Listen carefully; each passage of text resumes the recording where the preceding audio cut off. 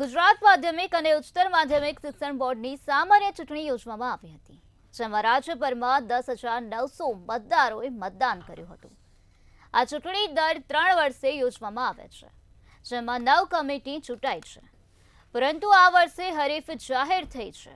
આ વર્ષે સંચાલક મંડળની બેઠકો માટે 3 ઉમેદવાર મેદાનમાં ઉતર્યા છે, પરંતુ અસલી ટક્કર જેતપુરના પ્રિયવદન કોરાટ અને જેવી પટેલ વચ્ચે થઈ છે। આ વર્ષે પ્રથમવાર કોઈ મહિલા સંચાલકે પોતાની ઉમેદવારી નોંધાવી છે। બોર્ડની અંદર ફર્સ્ટ ટાઈમ એવું હશે કે કોઈ મહિલા ઉમેદવારી નોંધાવી છે, પરંતુ આજે ચૂંટણી છે, ચૂંટણીના પરિણામો શું આવે છે ત્યારબાદ ખબર પડે કે સભ્ય કોણ બનવાનું છે। તો એમાં કુલ જે છે 4 ઉમેદવારોએ ઉમેદવારી નોંધાવી છે સરકારી શાળામાં શિક્ષકોના ખંડમાંથી। જ્યારે આચાર્યના અને સંચાલક મંડળની વાત કરું તો સંચાલક મંડળની અંદર કુલ 3 જેટલા ઉમેદવારોએ ઉમેદવારી નોંધાવી છે અને ખૂબ ઉત્સાહ સાથે લોકો મતદાન કરવા માટે અહીંયા મતદારો આવી રહ્યા છે। ને કારણ કે કેમ જરૂરી છે, કારણ કે વિદ્યાર્થીઓને કેન્દ્રમાં રાખી ગુજરાતના વિદ્યાર્થીઓને સારું શિક્ષણ મળી રહે એ માટે ગ્રાન્ટેડ શાળાઓની અંદર પૂરતા પ્રમાણમાં શિક્ષકો મળી રહે, ક્લાર્કો મળી રહે, પટાવાળા મળી રહે, તેમજ આચાર્ય મળી રહે, ગ્રંથપાલ મળી રહે, તેમજ ભવિષ્યની અંદર કોમ્પ્યુટર શિક્ષકો મળી રહે એની રજૂઆત થઈ શકે અને આ પ્રશ્નો ઉકેલી શકાય। આ સાથે શિક્ષણ નીતિ,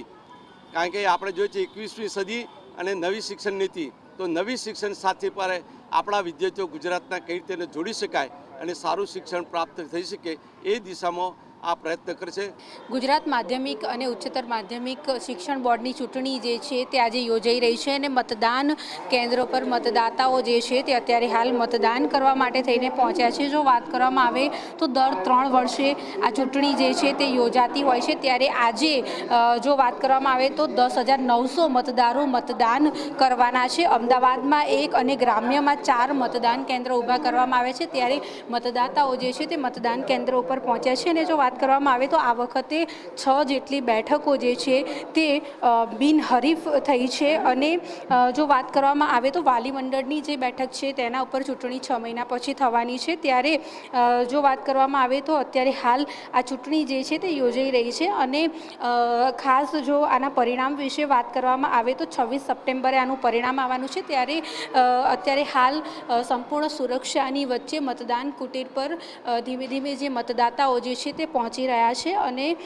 ખાસ જો વાત કરવામાં આવે તો દર 3 વર્ષે આ જે ચૂંટણી છે